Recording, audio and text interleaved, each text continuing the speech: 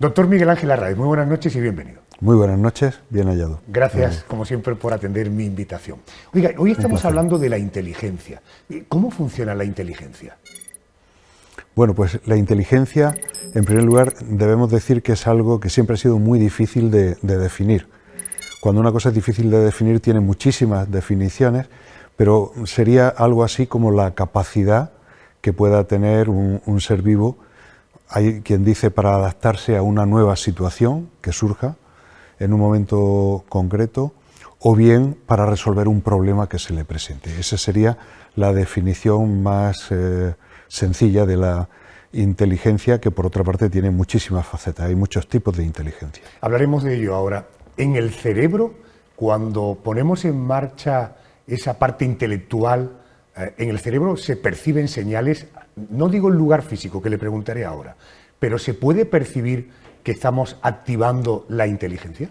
Se puede percibir en el momento actual a través de determinadas exploraciones sofisticadas, como pueden ser un determinado tipo de resonancia magnética, que se llama resonancia magnética funcional, y también por técnicas de magnetoencefalografía, que permiten, por así decirlo, detectar la actividad del sistema nervioso de una manera diferenciada, la capacidad del lenguaje o la emisión del lenguaje o determinadas tareas relacionadas con la inteligencia.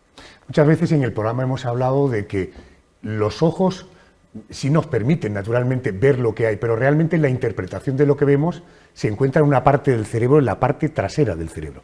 ¿La inteligencia tiene un lugar físico dentro del cerebro?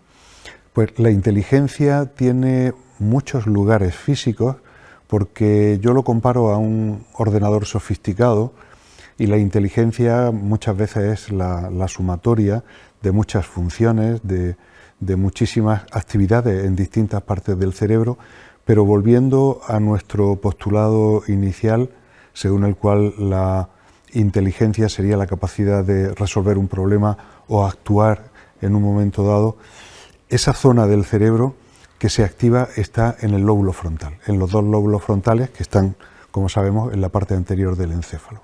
Por tanto, si nosotros metiéramos nuestra cabeza en un escáner y yo pusiera a recitarle los ríos de España o una tabla de multiplicar, ¿se vería actividad en la zona frontal del cerebro?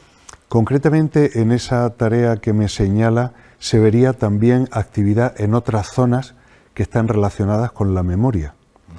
Y la memoria está relacionada con lo que llamamos circuito límbico, un circuito que tiene forma como de espiral en sendas zonas profundas de los hemisferios y que están conectadas con el lóbulo frontal. El lóbulo frontal realmente, se activa cuando nosotros utilizamos lo que se conoce como inteligencia ejecutiva. Voy a hacer una cosa, voy a planearla, voy a llevarla a cabo, pero si yo necesito utilizar mi memoria, activo otras zonas del cerebro.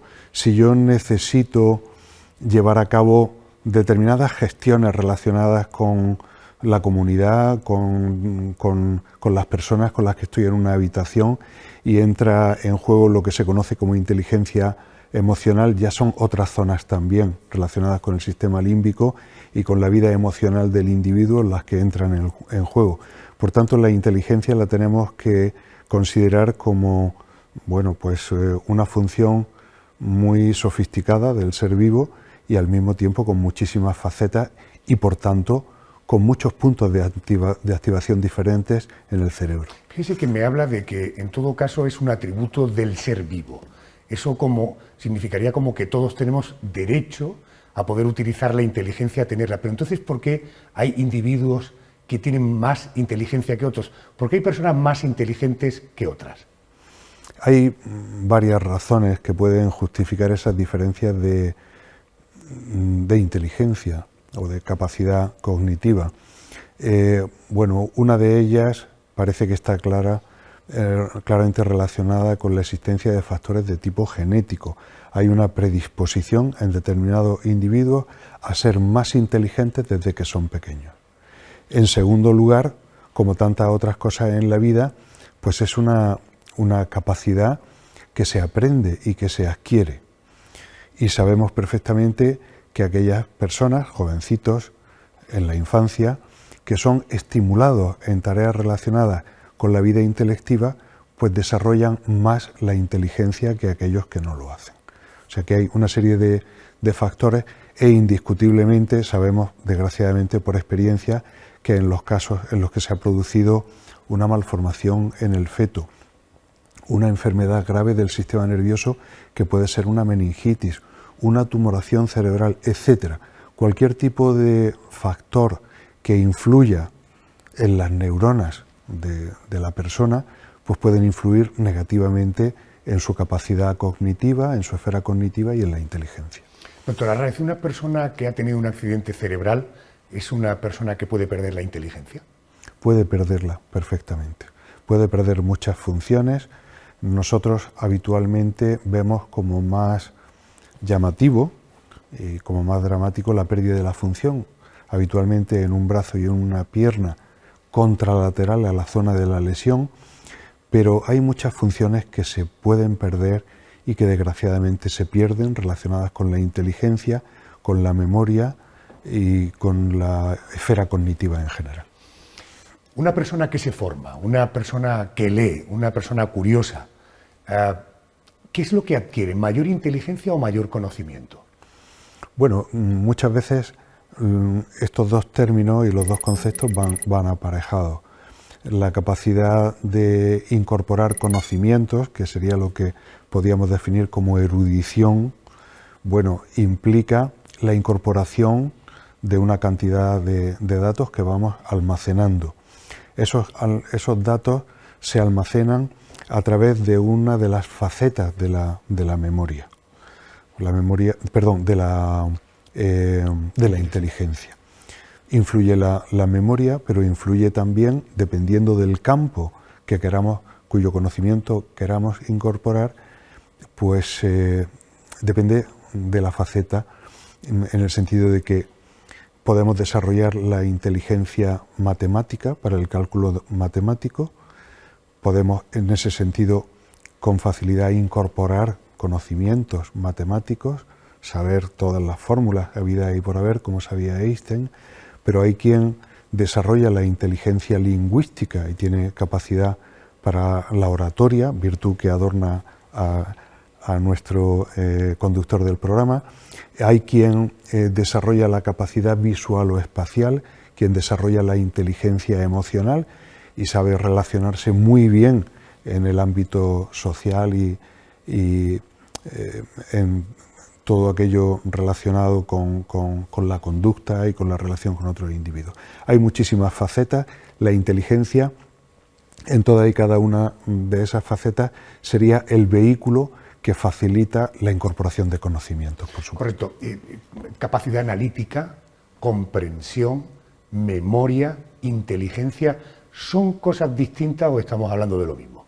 Estamos hablando de aspectos diferentes, pero todos estos factores deben conjuntarse de manera que la resultante final de esa sumatoria de fuerzas sería la inteligencia y, en sentido amplio, la capacidad cognitiva del individuo. En unos individuos, digamos, más visibles, pues en términos de capacidad para las matemáticas, en otros capacidad para la literatura, para la emisión del lenguaje hablado, escrito, etc. Debemos saber y sabemos que hay personas que tienen, pues ya esto también entronca con la personalidad del individuo. Hay personas que son extraordinarios matemáticos, pero tienen muy poca capacidad de relación con los demás y tienen pues muy poca inteligencia emocional, término que ahora está de moda, pero que realmente existe, y viceversa. Hay personas muy sociables, muy empáticas, pero que tienen, digamos, menos potencia desde el punto de vista del análisis en matemáticas, en música, etc. Terminamos como empezábamos la conversación. Usted intentaba definir o definía la inteligencia con muchos matices, pero hablaba de la capacidad de adaptación. Y me viene a la mente aquella idea de que siempre nos han dicho que ser fuerte es lo que te hace evolucionar. Por el contrario, con la experiencia vital y con el conocimiento, yo llego a la conclusión que no es tanto ser más fuerte para evolucionar, sino tener mayor capacidad de adaptación. Creo que quienes sobreviven son los que tienen mayor capacidad de adaptación. Y usted decía que ese es un rasgo de la inteligencia, la capacidad de adaptación. Correcto. Por tanto, esta podría ser una buena conclusión. Ser inteligente es también una manera de ser adaptativo, de tener capacidad de adaptación, y esto te va a ayudar a sobrevivir casi con toda seguridad, ¿no? Pues ciertamente es así y acaba de dar en el clavo. Hay determinados estudios que han puesto de manifiesto que las generaciones que han tenido que atravesar una etapa muy difícil como puede ser una guerra, han tenido mayor desarrollo intelectivo que aquellas otras generaciones que podemos estar presenciando en este momento, en el que la vida ha sido más fácil y por tanto la necesidad de adaptarse a la dificultad, puesto que la dificultad no existe en ese grado, pues es menor y el desarrollo de la inteligencia es menor también. Estar con un invitado inteligente me invita a hablar horas y horas, pero en la televisión el tiempo es limitado. Gracias por venir a este primer programa, ha sido muy amable. Gracias. Muchísimas gracias, un placer. Terminamos con unas imágenes, le invito al doctor Arráez y a los telespectadores que vean en un plató de televisión, en un canal norteamericano, se unieron tres hermanos, conocidos por todos como los Bee Gees. Fíjense qué maravilla lo que hicieron a capela. El próximo domingo a las 10 de la noche tienen una cita con la inteligencia, con la curiosidad. Gracias y hasta la semana que viene. I know your eyes in the morning sun. I feel you touch me in the pouring rain.